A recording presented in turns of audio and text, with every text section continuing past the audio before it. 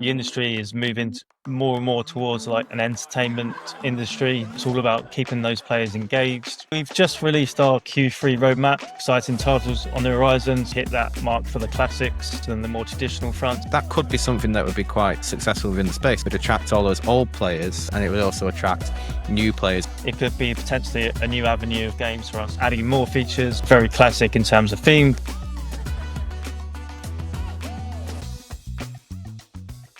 Hello and welcome to the G3 podcast. Joining me today is Craig Asling, the Director of Games at Booming Games. So I had an email land this morning with your face on it. You're in like a godlike pose with a thing going around you. Look like something from an underwater kind of god. So congratulations on the new role. Thank you. So you've held some senior leadership positions with some of the industry's most recognized companies, including IGT Play Digital, iSoftBet, ESA Gaming. So the natural question to ask first would be, what attracted you to Booming Games? For me, Booming Games have been kind of one of those rising stars in the industry. I always, being in the positions I am, I always keep on abreast of what's out there, what the competitors are doing, and kind of Booming Games are always kind of one of those companies that they're always visible. But yeah, I think in the last kind of year or so, I've really sort of seen them step up their game in terms of like their games design, production, and I think they're becoming one of the kind of top players in the industry.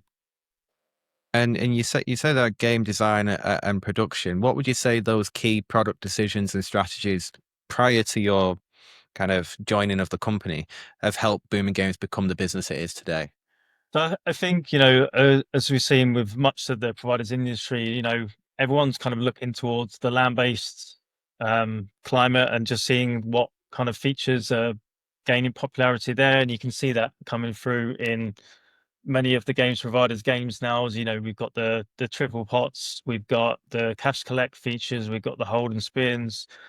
All of these kind of features are now moving into the online sphere, and we're taking those kind of mechanics and then iterating on them, making them more online friendly, which I think really helps, and it builds up a great kind of uh, plethora of features and games that we come across for the. But I'd like to get into some of those mechanics and features later on and see kind of what your take on them is and how you're going to take them forward. But first, I'd just like to go into a few of the titles. So I jotted down a couple here about 64 Gold Coins Hold and Win and Buffalo Hold and Win Extreme 10,000. How will you approach that kind of what feels like an age-old dilemma of balancing innovation with proven player preferences? What's your approach to that challenge?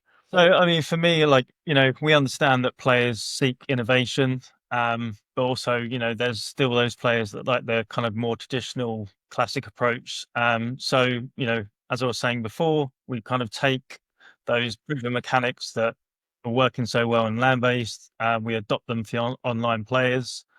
Um, and I think the trick here is that you don't kind of overcomplicate things. I think I see many providers out there kind of trying to reinvent the wheel every time they make a new game and new features. And I think sometimes that kind of overwhelms players. And I feel like it's all about keeping the gameplay and mechanics super simple to understand. But obviously making those small tweaks to then kind of entertain, keep them engaged, and keep the players playing. And as you're well aware from your experience at the likes of iSoftBet and IGT Play Digital, the European market is highly competitive and diverse, and it's a market that I hope Booming Games are happy with me describing them as such. They are quite a European specialist as well. So under your watch, how will you ensure that Booming's games are localized and tailored to resonate with different player bases across countries, not just Europe but the world? But in this context, on this question, just about Europe. Yeah, I mean, as you're saying, obviously the European market is highly competitive, very saturated.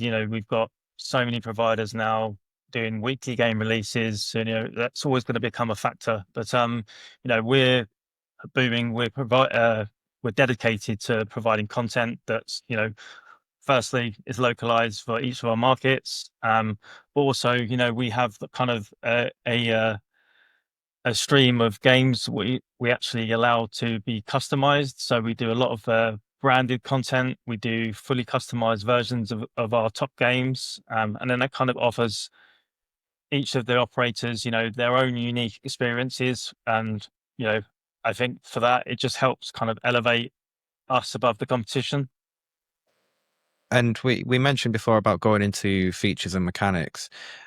Booming Games has made a name for itself with unique mechanics like trio games, hold and win, as we mentioned before, extreme, and another one called Power Hit, I believe.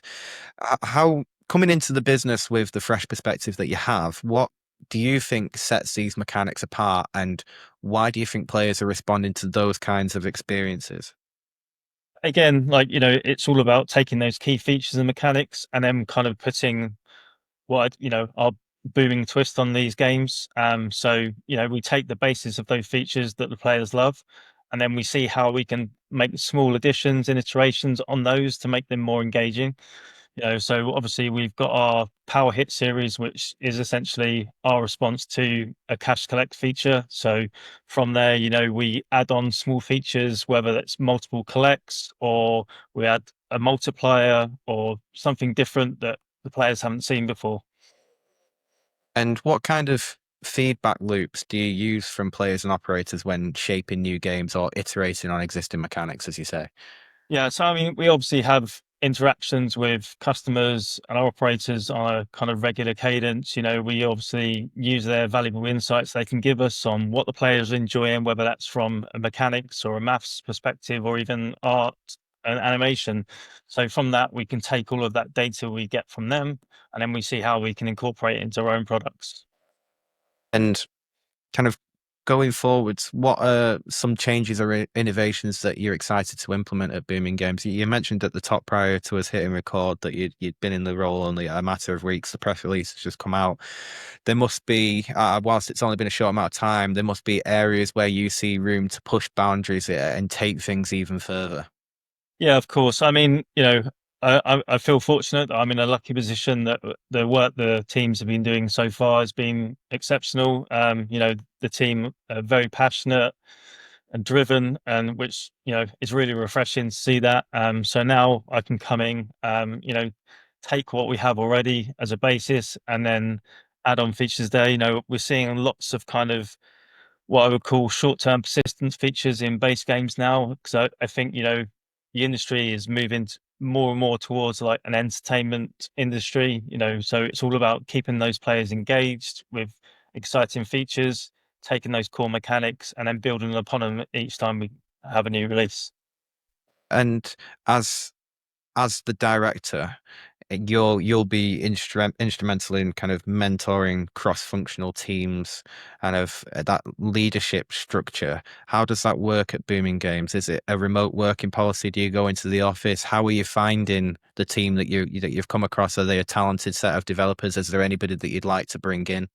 Yes, I mean, so at the moment, I am fully remote, but I am planning on making sort of several trips to meet up with team members. But I mean, even working remotely, I'm used to working remotely. I have done for the past probably 6 or 7 years. So it's kind of the norm for me. But I think taking what the teams know already, building their knowledge, mentoring them to help them understand what players are seeking in games, what makes sense in terms of a feature, the flow of a feature, even like things like the artwork, how we make certain symbols stand out. It's just all about educating those kind of key creatives to then put that into their own work. And then from there, it makes everyone's job easier because they have that kind of full cycle understanding of what we're building. So, as a director of games, is that the same thing as kind of a director of product, or is Yeah, there yeah, subtle differences? essentially, yeah, yeah. So, as a product director, is your role something where you kind of, I don't know, you're in the roadmap room and your project big picture, and you're right, okay, we want to get this number of games out. in this amount of time, and we're rolling it out with this and this operator, and they're in these markets, so let's localize it for those markets. Or as you say, as you seem to touch on that answer, you like that mentoring aspect and that education aspect. Do you see yourself more as a kind of a working hands on with the product team and working on a one-to-one basis, or is it more big picture? I would say it's a mix, equal mix. So I'm working with the VP of products, and then I also work with all of the games producers, the art teams, the mathematicians. So obviously we have that kind of overall strategy of what we want to hit, and then that then feeds down to the teams, and then that's where I come in to help them with their roles. And I guess as a concluding question for us, what's coming next? So you've touched on what you want to do in the future within your role, but just for the business generally, what can players and partners expect from Booming Games in the months ahead, especially in terms of new titles? Is there anything that you can share? So we've just released our Q3 roadmap, and we've got some, new exciting titles on the horizon. So we've got kind of a good mix again because, we realize that whilst we always want to bring something new and innovative, we still need to kind of hit that mark for the classic and the more traditional front six. So we've got uh 64 gold coins, hold and win, which is the 20,000 version. So this time it ups the ante with a max win of 20,000 X. Seeing that game was like a huge hit for us, we want to continue that and then give players, that want for a higher win potential. And then we've got some other classic games such as Booming Sevens Deluxe Legacy, which is kind of what I would call a remaster. So Booming Sevens was one of our kind of older legacy games. So we've built it from the ground up. We've added new graphics, new sounds, plays like a modern slot game, but with those classic feels and mechanics. And then on the front for kind of new innovative titles, we have Shields of Gold, Valkyrie, Hold and Win, which has two great bonus features and a new amazing kind of cash collect feature. Again, we've taken the kind of standard cash collect feature, but now we have this kind of wild transformation feature inside as a means to how you collect the games, the prizes. Sorry. Um, and then we have our next version of our Power Hit series. So we have Greedy for Gold, which is an Irish leprechaun theme, very classic in terms of theme, but we've kind of taken the basis of our last Power Hit game, Forbidden Temple, and then we've built upon that by again adding more features. So this time around, we've got progressive prize pots. So as the player plays, they build up their jackpots, and then also in the free spins, we have this new collect feature. So traditionally, we had collects on 1 of 5, but this time round, we have them there, but they're expanding. And every time you get a collect, it nudges down and can do the repeat collects over and over again. So just small iterations like this, but transforms the game to something brand new. Excellent. And I guess I know I teased you before with the kind of last question, but another question came to mind while you were speaking, that I can't quite shake off. You mentioned about a remaster. So something we often talk about within the industry is kind of game sequels. We've recently done a feature on that, and also the concept of reskinning. But I don't think I've come across, and correct me if you've seen something. I can't recall a remaster like there is in the video game industry. Typically, you have, say, there's a game called Gods Over. You'd have Gods Over 1, Gods Over 2, Gods Over 3, Gods Over Megaways, Gods Over Hold and Win, Gods Over Buffalo Blitz, whatever it is. Yeah. You don't often see Gods Over the remaster, and that could be something that would be quite successful within the space because it would attract all those old players who used to play in that franchise, and it would also attract new players who go, "Oh right, it must have been a good game if it's been remastered."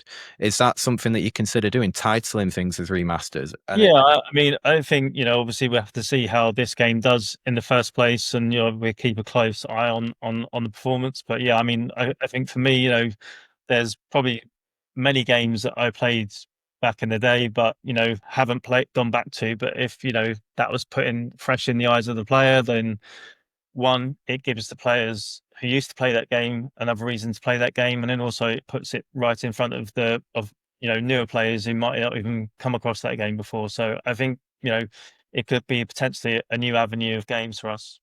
Oh, Craig, thank you very much for taking the time to talk at what I imagine is a very busy time for you, and congratulations once again. Thank you.